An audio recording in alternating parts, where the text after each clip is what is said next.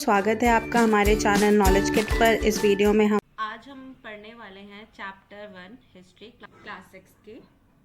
तो जैसे चैप्टर का नाम है कि what where how and when, तो इन्होंने बताया है कि हम ना पीपल क्या खाते थे पहले ज़माने में, वो क्या पहनते थे, किस टाइप के घरों में रहते थे, वो हंटर्स थे, गैदरर्स थे या हर्डर्स थे या फार्मर्स थे या रूलर थे, merchant, priest, craft person, artisans, musician, scientist, वो क्या थे ये भी हम पता कर सकते हैं और हमें पता चला भी है। और इवन उस टाइम में बच्चे क्या खेलते थे, किस टाइप की स्टोरीज वो सुना करते थे या फिर वो क्या गाने गाया करते थे, ये सब भी हमें पता चला है। लेकिन अभी भी क्वेश्चन वही है कि हमें ये सब चीज़ें पता कैसे चली। क्वेश्चन का आंसर ढूंढने से पहले हम कुछ ये देखते हैं कि कुछ जगहों के बारे में देखते हैं कि उन उन जगहों से हमें क्या क्या मिला। ठीक है, और उन चीज़ों से हमको कुछ आइडिया होगा कि उस समय लोग क्या करते थे, और ये जो हमने अभी क्वेश्चन पुट करा या रेज करा उनके आंसर्स भी सोचने की कोशिश करेंगे। तो सबसे पहले इन्होंने बता रखा है कि नर्मदा वैली को, जैसे कि ये मैप जो पेज नंबर 2 पे दिया है, ये मैप पेज नंबर 2 पे अगर देखें तो ये इंडिया का मैप है। तो इसमें इन्होंने बोला है कि नर्मदा के पास की जगहों को देखो। तो क्या अब इस मैप में हम नर्मदा को लोकेट कर सकते हैं? जी बिल्कुल लोकेट कर सकते हैं। जैसे कि ये है हमारा, यहाँ पे आपको दिख रही है ये ब्लू सी लाइन, ये this, I am trying to trace it out. तो ये जो ब्लू सी लाइन है, तो ये जो है हमारी, ये है नर्मदा रिवर। तो हमारी एनसीईआरटी ने हमें बोला है कि that you have to find out the river Narmada. तो अब देखते हैं इन्होंने हमें नर्मदा रिवर को क्यों फाइंड करवा रहे हैं, ये क्या चाहते हैं हमें बताना इस रिवर के थ्रू। नर्मदा रिवर के पास इन्होंने बताया है कि इनको कुछ ऐसे सोर्सेज मिले हैं या फिर कुछ ऐसे एविडेंस मिले हैं जिससे इन्होंने ये अनुमान लगाया कि वहाँ पे जो थाउजेंड साल पहले जो लोग रहते थे वो एक टाइप के गैदर्स थे। अब गैदरर्स कौन होते हैं? गैदर, अगर वर्ड को हम ब्रेक डाउन करेंगे, समझने की कोशिश करेंगे, तो गैदर का मतलब किसी चीज को इकट्ठा करना। ठीक है, तो अब वहाँ के जो लोग थे इन्होंने बोला वो गैदरर्स थे, मतलब वो इकट्ठा करते थे। लेकिन इकट्ठा क्या करते थे? तो इकट्ठा वो करते थे अपने फूड आइटम्स को।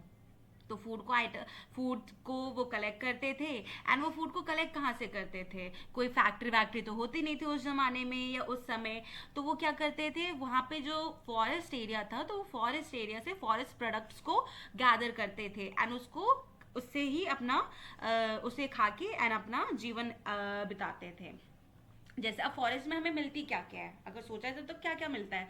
तो फॉरेस्ट में जैसे हमें मिलती है रूट्स मिल जाती हैं, फ्रूट्स मिल जाते हैं, एंड ये सब चीज़ों को वो इकट्ठा करते थे एंड वो खाते थे। ठीक है, और साथ साथ में अब एक चीज़, सिंपल सी बात है कि आप एक ही टाइप की चीज़ तो रोज़ रोज़ नहीं खा सकते, कुछ अलग भी मन करता है कभी कभी खाने को। तो वो क्या करते थे, कभी कभी वो हंट भी कर लेते थे। ठीक है, तो वो हंट भी करते थे एंड वो गैदर भी कहते थे। अब इन दोनों को अगर मिला के देखा जाए तो क्या बनता है? Hunter and gatherer. यस, तो नर्मदा रिवर के पास, नर्मदा वैली के पास या नर्मदा रिवर वैली के पास जो लोग रहते थे उनको हमारे हिस्टोरियंस ने क्या बोला? Hunter and gatherers.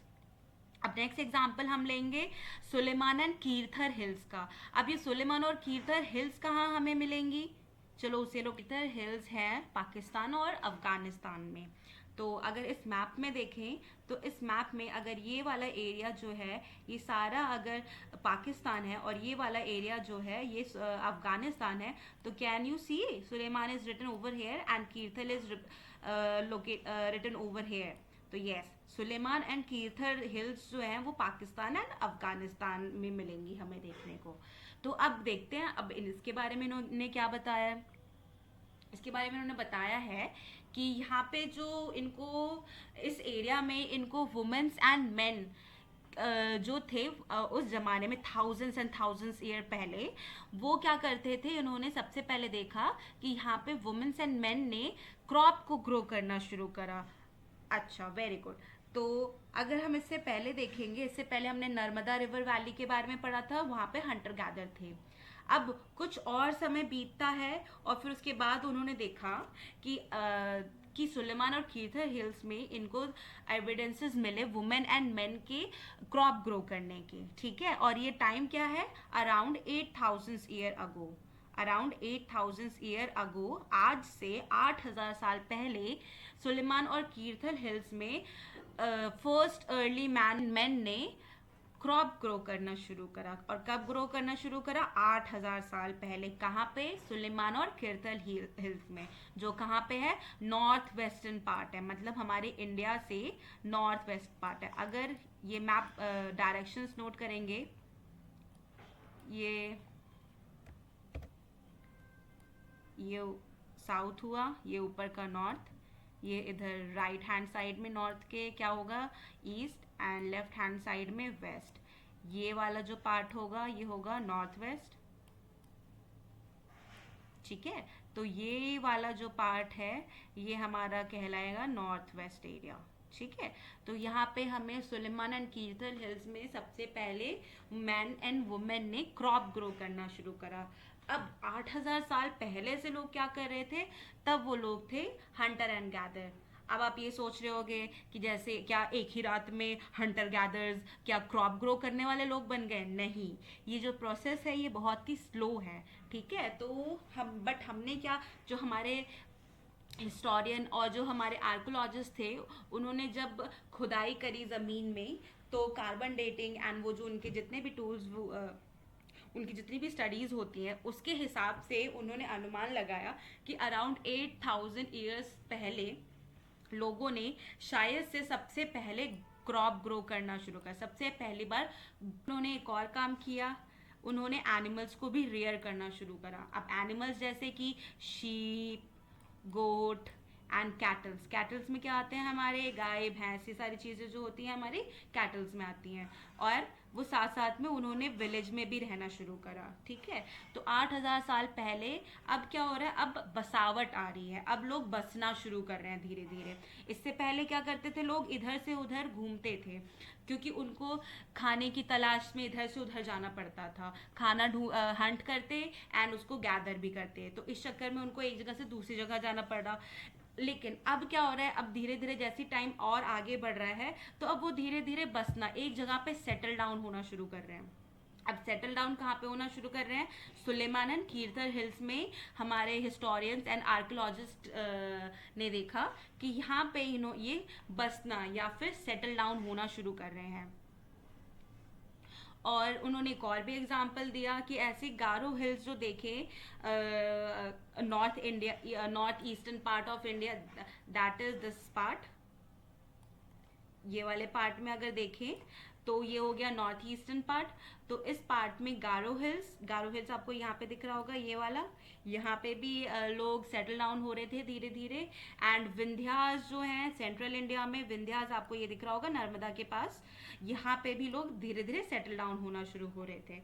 तो अब तक हमने 3 एरियाज के बारे में पढ़ा, एक है सुलेमान कीर्थर जो कि है नॉर्थ वेस्टर्न पार्ट, दूसरा हमने पढ़ा गारो हिल्स जो कि हमारे नॉर्थ ईस्टर्न पार्ट में है, एंड तीसरा हमने पढ़ा विंध्यास जो कि हमारे सेंट्रल इंडिया में है। यहाँ पे 3 जगहों पे हिस्टोरियंस एंड आर्कियोलॉजिस्ट ने देखा कि लोग धीरे धीरे सेटल डाउन होना शुरू कर रहे हैं। अब सेटल डाउन होने के लिए आपको क्या चाहिए, एक तो खाना होगा, आप जो खाते हो उसे ग्रो करो, एंड कुछ हमारे जानवर भी उनको पालो, तो यही सब यहाँ पे, और विलेजेस में भी रहो। तो ये सारे हमारे सेटल डाउन के फीचर्स हैं जो कि हमारे आर्कियोलॉजिस्ट ने एंड हिस्टोरियंस ने नोट डाउन करा ये पैटर्न को।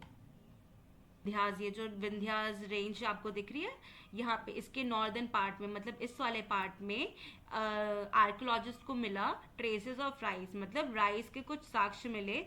तो जिस हिसाब से उन्होंने अनुमान लगाया कि शायद से नॉर्थ ऑफ विंध्यास में ना सबसे पहले राइस ग्रो करना शुरू करा, ठीक है। से 4700 साल पहले on the banks of Indus and it's tributaries हमें कुछ सिटीज, अर्लीस्ट सिटीज फ्लरिश होते हुए दिखती हैं, ठीक है। और फिर उसके बाद आज से 2500 साल पहले हमें रिवर गंगा पे सिटीज़ और उसकी ट्रिब्यूटरीज पे सिटीज़ या फिर किंगडम्स फ्लरिश होते हुए दिखते हैं। एंड इवन सी कोस्ट पे भी हमें कुछ सिटीज़ डेवलप होती हुई दिख रही है। तो 4700 साल पहले कौन सी सिविलाइजेशन बसी? इंदस की civilization, Indus valley civilization. And फिर से आज से 2500 साल पहले कौन सी कुछ बड़ी बड़ी सिटीज डेवलप होना शुरू हुई, जिसके बारे में हम नेक्स्ट चैप्टर में पढ़ेंगे। तो अगर आप देख सकते हो इन दोनों के बीच का एरिया कितना है, कितना गैप है।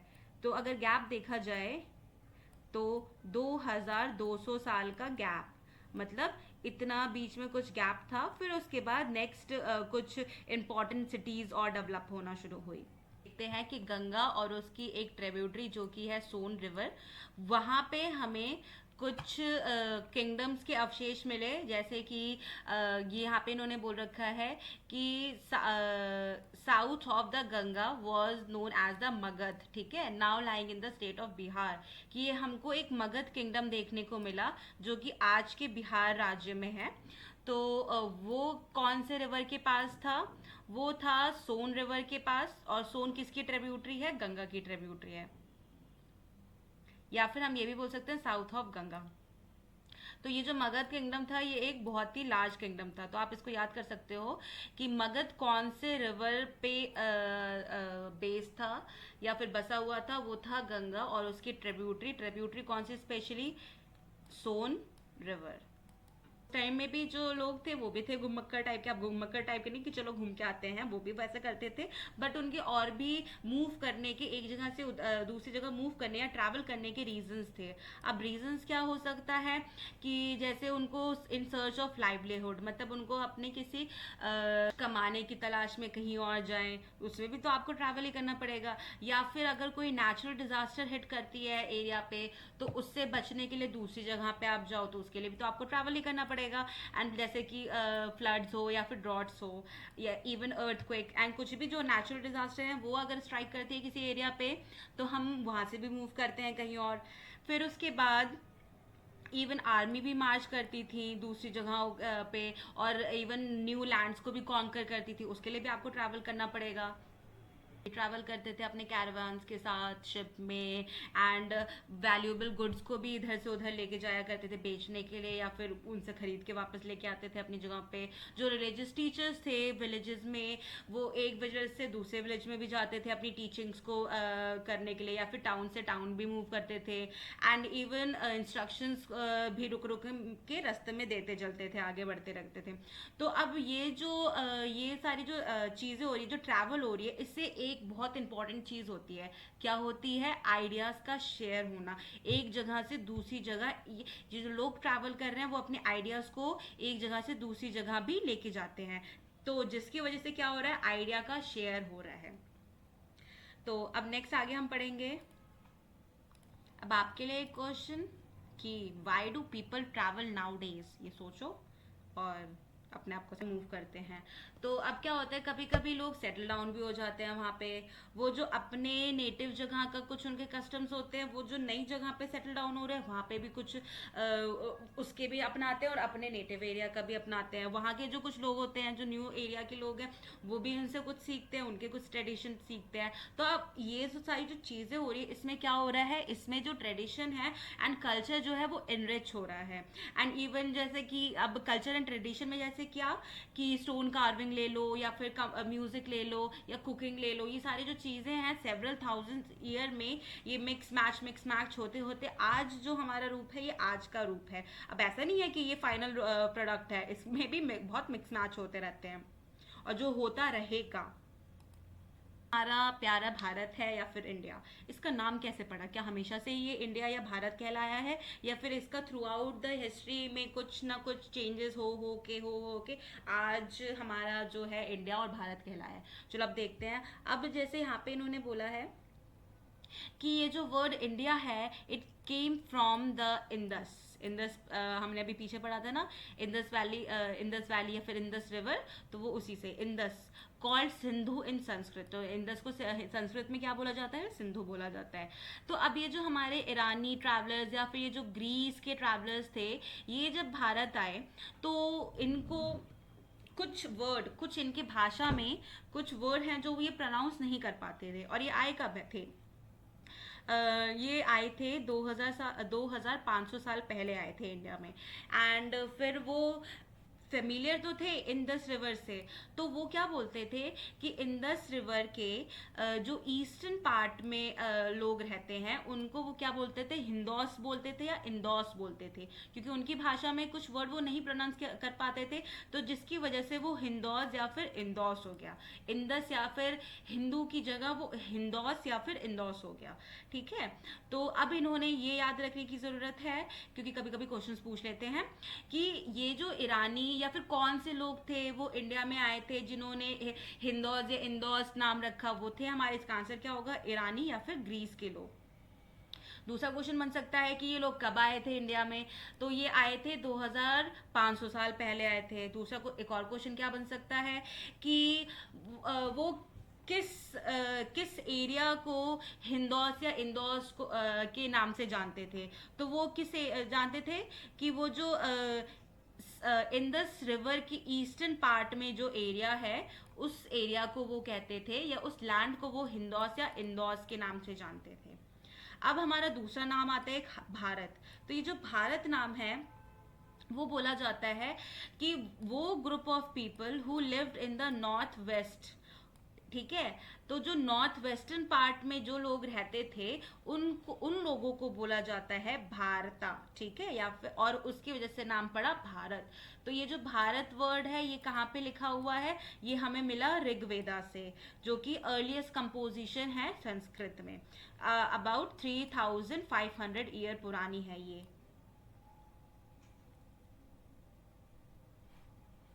अब यहाँ पे इन्होंने बताया है कि there are several ways to of finding out about the past. ठीक है, हमारे पास एक ही मेथड नहीं होता पास्ट के बारे में जानने के लिए, हमें अलग अलग सोर्सेज से हमें पास्ट के बारे में जानते हैं और एक कॉम्प्रिहेंसिव हिस्ट्री को लिख पाते हैं जो हमारे हिस्टोरियंस हैं। तो हमारे सोर्सेज क्या क्या हो सकते हैं, जैसे टूल्स हो सकते हैं पुराने ज़माने के, या फिर कुछ पेंटिंग्स हो सकती हैं, या फिर कुछ रिटन मटेरियल मिला है उनको, वो हो सकता है। तो इन सबको अलग अलग डाइवर्स सोर्सेज को मिला के वो हमारे हिस्टोरियंस हिस्ट्री लिखते हैं। और जो आज एक मेथड क्या हो सकता है अपने पास्ट के बारे में जानने का, कि हम कोई बुक रीड कर लें। ठीक है, जैसे अगर आपको पता करना हो कि 10 साल पहले क्या हो रहा था, या फिर 100 साल पहले क्या हो रहा था, तो आप कोई बुक पढ़ोगे जो कि 10 साल पहले किसी ने लिखा हो या फिर 100 साल पहले लिखा हो। ठीक है, तो ऐसे हमारे हिस्टोरियंस एंड आर्कियोलॉजिस्ट को कुछ बुक्स मिले। ठीक है, तो उसको पढ़ के उनको पता चला कि उस टाइम पे लोग कैसे रहा करते थे, उनकी थिंकिंग क्या थी, उनकी आइडियोलॉजीज क्या थी, उनका वे ऑफ लाइफ क्या था। तो ये जो बुक्स हैं इनको क्या बोला जाता है, मैन्यूस्क्रिप्ट्स। ठीक है, मैन्यूस्क्रिप्ट्स क्यों बोला जाता है, क्योंकि ये हाथ से लिखे जाते हैं। ठीक है, एंड मेन्यू जो है वो लैटिन वर्ड है मेन्यू का। ठीक है, जिसका मतलब होता है हैंड। तो ये याद रखने की चीज़ है कि इन बुक्स को मैन्यूस्क्रिप्ट बोला जाता है। और मैन्यूस्क्रिप्ट होते क्या है, जिनको हम हाथ से लिखा गया था, जिसको हमने नहीं, हम पुराने ज़माने के लोगों ने लिखा था हाथ से। मैन्यूस्क्रिप्ट का मतलब क्या होता है, जिसे हाथ से लिखा गया हो। अब ये जो मैन्यूस्क्रिप्ट्स थे ये ज़्यादातर किस पे लिखे जाते थे, पाम लीफ पर लिखे जाते थे, या फिर कभी कभी कुछ एक बर्च नाम का ट्री होता है जो कि स्पेशली हमें हिमालयाज में मिलता है। ठीक है, तो अब ये जो बर्च के ट्री के बार्क जो होती थी उस पे भी मैन्यूस्क्रिप्ट लिखा जाता था। तो ये जो बर्च ट्री थी उसके बार्क पे भी मैन्यूस्क्रिप्ट लिखा जाता था। तो ये याद रखने की चीज़ है कि मैन्यूस्क्रिप्ट लिखा किस पे जाता था, बर्च ट्री के बार्क पे या फिर पाम लीफ पे। अब क्या होता है कि अब ये सारे जो चीज़ें हैं, अब हमने ये पढ़ रखा है ना डिकम्पोजिशन, तो कोई भी चीज़ टाइम के साथ सड़ती जाएगी और गलती जाएगी। तो अब ये जो हमारे मैन्यूस्क्रिप्ट थे ना, तो ये क्या हुआ, लिखे तो बहुत सारे थे लेकिन अभी हमें ना कुछ ही मिल पाए हैं। क्यों, क्योंकि क्या हो सकता है कि कुछ जो हमारे थे वो खराब हो गए हों, या फिर इंसेक्ट्स ने खा लिए हों, या डिस्ट्रॉय हो गए हों। तो अब जो थे, जो अभी हमें मिले हैं, वो हमें कहाँ पे मिले हैं, जो टेम्पल पे या फिर मॉनेस्ट्रीज में प्रिजर्व करके रखे गए थे। तो अब ये जो मैन्यूस्क्रिप्ट्स जो थे बुक्स, ये किस किस टॉपिक्स के ऊपर लिखे हैं लोगों ने, उस जमाने के वो हैं रिलीजियस बिलीफ पे या फिर उनके प्रैक्टिसेस पे कि आपको कोई रिलीजन को कैसे प्रैक्टिस करना है, या फिर उस रिलीजन का बिलीफ क्या है, उसकी मान्यताएं क्या हैं, या फिर उस समय के राजा कैसे थे, उनके लाइफ के बारे में लिखी गई हैं मैन्युस्क्रिप्ट्स, मेडिसिन के बारे में मैन्युस्क्रिप्ट्स लिखी गई हैं, इवन साइंस के बारे में मैन्युस्क्रिप्ट्स लिखी गई हैं। एंड इवन उनको और भी मैन्युस्क्रिप्ट मिले हैं जो कि एपिक्स हैं, पोएम्स हैं, प्ले हैं, ठीक है। तो अब ये देख सकते हैं हम कि मैन्युस्क्रिप्ट जो है ना वो मोस्टली सारे जॉनर्स को कवर करता है। और ये बेसिकली कौन से भाषा में लिखी गई, ज्यादातर संस्कृत में एंड प्राकृत में। और ये जो प्राकृत लैंग्वेज थी ना, उस टाइम में जो कॉमन या ऑर्डिनरी पीपल थे वो बोला करते थे ये भाषा। संस्कृत सारे लोग नहीं बोला करते थे, संस्कृत मोस्टली स्कॉलर्स या फिर पंडित्स जो होते थे वो बोलते थे, और जो ऑर्डिनरी पीपल होते थे वो प्राकृत लैंग्वेज बोलते थे। एंड तमिल लैंग्वेज में भी ये मैन्युस्क्रिप्ट्स लिखी गई हैं। अब हम दूसरी चीज के बारे में पढ़ेंगे जो कि है इंस्क्रिप्शंस। अब इंस्क्रिप्शन लिखी किस पे जाती थी, हार्ड सरफेस पे, जैसे कि स्टोन या फिर मेटल्स, ठीक है। तो इंस्क्रिप्शन होती क्या थी कि हम ये स्टोन और मेटल्स पे आप कैसे लिख पाओगे, स्टोन पे तो आपको ऐसे उसे तोड़ तोड़ के भाषा लिखनी पड़ेगी ना, छोटे छोटे टूल यूज करके। एंड मेटल को भी कुछ इसी टाइप से आपको इनकार्विंग करनी पड़ेगी। तो यही इंस्क्रिप्शंस क्या होते हैं, जो कि हम हार्ड सरफेस पे लिखे जाते थे। तो अब ये जो इंस्क्रिप्शन है, अब एक चीज बताओ, इंस्क्रिप्शन लिखना आसान है या मैन्युस्क्रिप्ट लिखना आसान है? यस, इंस्क्रिप्शन लिखना little bit difficult, but manuscript लिखना वो थोड़ा सा इजी था, ठीक है। तो इंस्क्रिप्शन अब वो लोग लिखवा पाएंगे जो जिनके पास थोड़ा पैसा था। तो ये जो किंग्स थे या फिर कुछ जो रिच पीपल थे वो ही लिखवा पाते थे इंस्क्रिप्शन। अब इंस्क्रिप्शन उसमें वो लिखवाते क्या थे, अगर उनको कोई ऑर्डर देना था जो कि उनकी प्रजा या फिर कॉमन पीपल रीड आउट कर पाए या फिर देख पाए और ओबे कर पाए, तो इसलिए वो इंस्क्रिप्शन लिखवा के किसी पब्लिक प्लेस पे रखवा देते थे, और फिर लोग उसे आके रीड आउट करते थे एंड उसको फॉलो कर पाते थे। या फिर इवन वो कभी कभी क्या करते थे, उनके अगर कोई कॉन्कर्स होते थे या फिर उनके कुछ महान काम उन्होंने कर रखे तो वो भी उस पर लिखवा देते थे, ताकि जो आगे आने वाली वंश है या पीढ़ी है वो भी उसको रीड आउट कर सके और उनको पता चल सके कि अच्छा उनके पूर्वजों ने ये काम किया, ठीक है। तो किंग्स, क्वीन या फिर कोई वेल्दी मर्चेंट्स या फिर कुछ वेल्दी पीपल्स इंस्क्रिप्शंस को लिखवाते थे। तो अब ये वाला जो आप डायग्राम देख रहे हो या ये पिक्चर देख रहे हो, वाली जो इंस्क्रिप्शन है, देखो डिस्क्रिप्शन बॉक्स में बता रखा है कि ये इंस्क्रिप्शन कब की लिखी गई है, 2250 साल पहले, मतलब आज से 2250 साल पहले लिखवाई गई थी। अब ये इनको मिली कहाँ इंस्क्रिप्शन, ये कांधार में मिली, जो कि आज के अफगानिस्तान में है। अब लिखवाई किसने, वो लिखवाई है अशोका ने, ठीक है। अभी कौन सी लैंग्वेज में, क्या आप रीड आउट कर सकते हो ये लैंग्वेज? ऑफ कोर्स नहीं कर सकते, क्योंकि ये लिखवाई गई है ग्रीक एंड अरमाइकी लैंग्वेज में। जो ऊपर वाला पार्ट है, ये वाला पार्ट है ग्रीक में, और ये जो नीचे वाला पार्ट है ये है अरमाइकी में। अब देखो यहाँ पे आपको ये वाली लाइन से आपको पता चलेगा कि इंस्क्रिप्शंस का क्या काम होता था। They often used to keep records of victories in battles, ठीक है। अब ये बैटल्स में कौन जाते थे, किंग जाते थे। तो ये अपने किंग, ये जो किंग थे ये अपने बैटल्स का रिकॉर्ड रखवाने के लिए भी इंस्क्रिप्शन लिखवाते थे, साथ साथ अगर उनको कोई ऑर्डर देना होता था वो भी इंस्क्रिप्शन में लिखवाते थे। अब यहाँ पे जैसे कि मैं अब तक बोले जा रही हूँ ना, आर्कोलॉजिस्ट एंड हिस्टोरियंस। तो आर्कोलॉजिस्ट कौन होते हैं, those who study these objects, ठीक है, are called archaeologists. These object मतलब कि ये जो भी सामान हमें खुदाई में या फिर पास्ट में बनी हुई सामानें हैं उन सबको स्टडी करने वाले लोग कौन होते हैं, आर्कोलॉजिस्ट, ठीक है। They study the remains of buildings made of BRICS and stones, painting and sculpture, painting and sculpture. They also explore and excavate, dig under the surface of earth to find tools, weapon, pot, pan, ornaments and coins, ठीक है। तो ये जो archaeologist है ना, वो ये जो आर्कोलॉजिस्ट हैं वो खुदाई करके जो भी उनको सामान जैसे कि टूल्स या वेपन या फिर ये सारे जो सामान मिलते हैं उनको स्टडी करते हैं, और जो ऑलरेडी हमें सामान मिले हुए हैं उसे भी स्टडी करते हैं, ठीक है। तो इन लोगों को क्या बोला जाता है, और आर्कोलॉजिस्ट बोला जाता है। किसी एक्सकेवेशन में यहाँ पे ये पॉट मिला, ये सील मिली, ये भी सील मिली। तो ये सब कौन खोद के निकालता है? आर्कोलॉजिस्ट खोद के निकालते हैं जमीन से।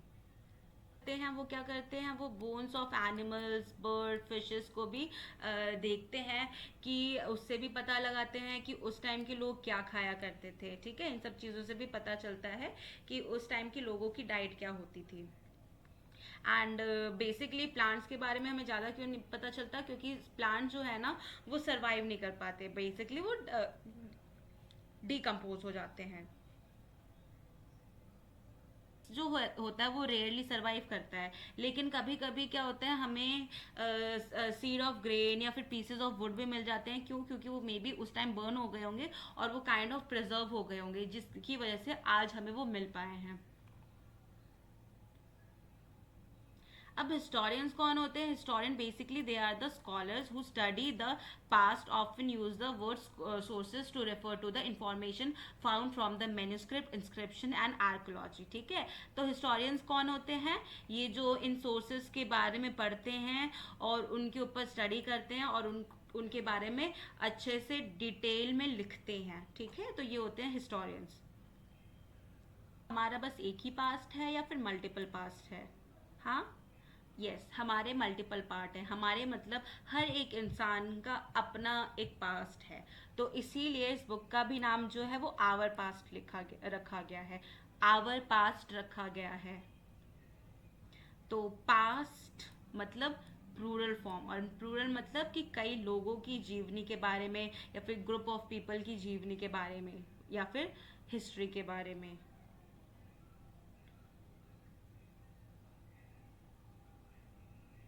जैसे कि हमने इतना पढ़ा, हमने किंग्स के बारे में भी बात करी, हमने कॉमन या फिर ऑर्डिनरी पीपल्स के बारे में भी बात करी, हमने मर्चेंट्स, क्राफ्ट पर्सन, सबके बारे में बात करी ना। तो सबकी हिस्ट्री, सबका पास्ट अलग था, तो इसीलिए आवर पास्ट।